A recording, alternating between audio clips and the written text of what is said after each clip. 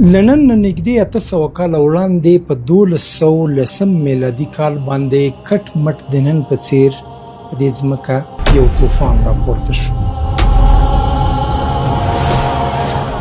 او دا طوفان د چین لخوا نه د مغولو په مشرۍ باندې د نورې نړۍ ترڅنګ اسلامي نړۍ هم دوی پرېنښوده او په اسلامي نړۍ باندې هم خپل ظلم او وحشت پیل کړلو. دا په داسې وخت کې و چې په دې وخت کې د مسلمانانو رهبري او مشري د عباسیانو په لاس کې و او بغداد د مسلمانانو مرکز و. خو بدبختانه د نن په څېر مسلمانان په هغه وخت کې هم په خپلو کې په ژور اختلافات کې اخته ول. مذهبي اختلافات ول، قومي اختلافات ول، سیاسي اختلافات ول، سمتي اختلافات ول. دې ټولو اختلافاتو مسلمانان په خپلو کې سره اخته کړي ول او په خپلو کې مصروفه کړي ول. دوی په دې وخت کې د مغولو د طوفان ته هیڅ نه کتل. مغولو په دې وخت کې په مسلمانانو باندې ظلمونه پیل کړل. مسلمانو ملتونو خپل غږ پورته کړو او مسلمانانو په بغداد کې حاکم خلیفه مستنصر بالله ته خپل پیغامونه واستول او ورته ویل چې د دې طوفان د مخنیوي لپاره په مسلمانانو باندې د یووالي او د راټولېدو او د دوی په خلاف د مبارزې غږ پورته کړ، خو هغې دا کار ونه کړل. هغه د سیاسي اختلافاتو له وجې نه خوارزم شاهي هم تنها پرېښوده، خراسان هم تنها پرېښودو، ماوراء النهر هم تنها پرېښودو او هند هم تنها پرېښودو. مغولو د مسلمانانو له دې اختلاف نه ګټه پورته کړه او د مسلمانانو په جغرافیه باندې خپل یرغلونه پیل کړل. د مسلمانانو وچې جغرافیې او سیمې یو په بل پسې ونړولې او له خاورو سره خاورې کړې. لومړی په خراسان باندې، په خراسان کې بلخ، هرات، نیشاپور چې د خراسان برخه وه، دا یې ټول له خاورو سره خاورې کړل.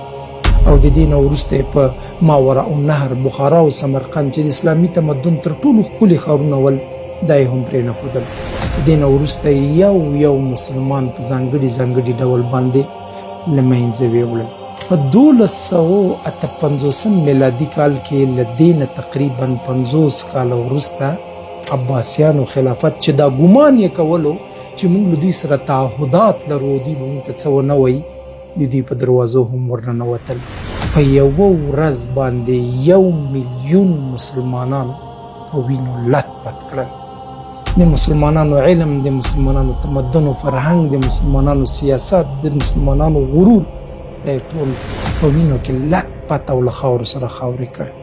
کټ مټ نن تقریبا نږدې 800 کاله وروسته بیا همداسې یو طوفان په ځمکه کې راپورته شوی ده.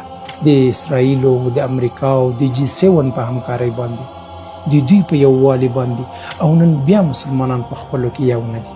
نن بیا مسلمانان په ژورو اختلافاتو کې پراته دي او نن بیا مسلمانان له خپل تاریخ نه زده کړه نه کوي، یو بیلوي. په هغه وخت کې مسلمانانو په کمو ټوټو باندې ویشل شوي ول، خو اوس مسلمانان په 50 ټوټو باندې ویشل شوي دي او هر یو له بل سره اختلافات لري. مذهبي، سیاسي، سمتي، اقتصادي، هر نوع اختلافات لري او دا اختلافات د همدې دښمن له لورې نه د دوی په منځ کې اچول شوي دي. الله هم ځنډ نه دی. غزه مو ولیده، له خاورو سره خاورې شوله. 55,000 انسانان چې ډیره برخه یې ماشومان او ښځې تشکیلوي ووژل شول او په شهادت ورسول شول. دا دی نن په ایران باندې پیل شوی دی.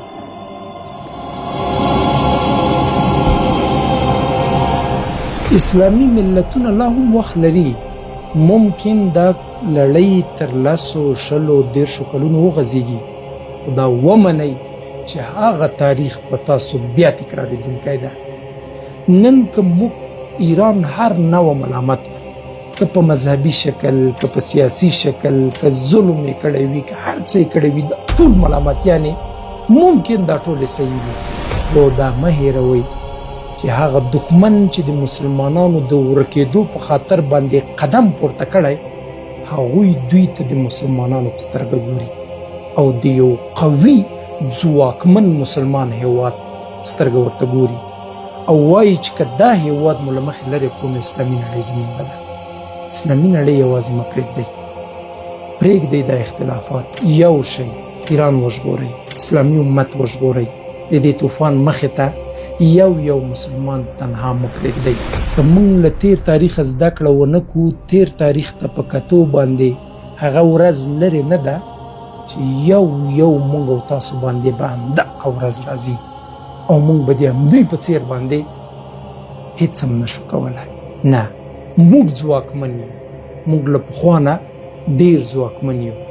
فقط که موږ رایو شو، راټول شو، راځئ چې راټول شو. دا ویډیو، دا پیغام دا د نن نه 800 کاله وړاندې د طاهر په نامه یو ځوان چې د رسول الله صلی الله علیه وسلم له ځمکې راغلی و، همدغه پیغام یې د همغه وخت مشرانو ته ورکړل، ټولې اسلامي نړۍ. نن زه دا پیغام درته درکوم، راځئ یو شو. دا ویډیو په فارسی، اردو، عربي، انګلیسي ټولو ژبو باندې وژباړئ، نشر یې کړئ. کوچنی مه ګڼئ، داسې فکر مه کوئ چې دا یو وړوکی پیغام دی. نه، دا یو تاریخ بدلونکی پیغام هم کېدلی شي. که یو شو، د اسلامي نړۍ حاکمیت به بیا زموږ په لاس کې وي، او که یو بل مو تنها پرېښودل، نو دا ځل به د پخوا نه له بدې ورځې سره مخ شو. السلام علیکم ورحمة الله وبرکاته.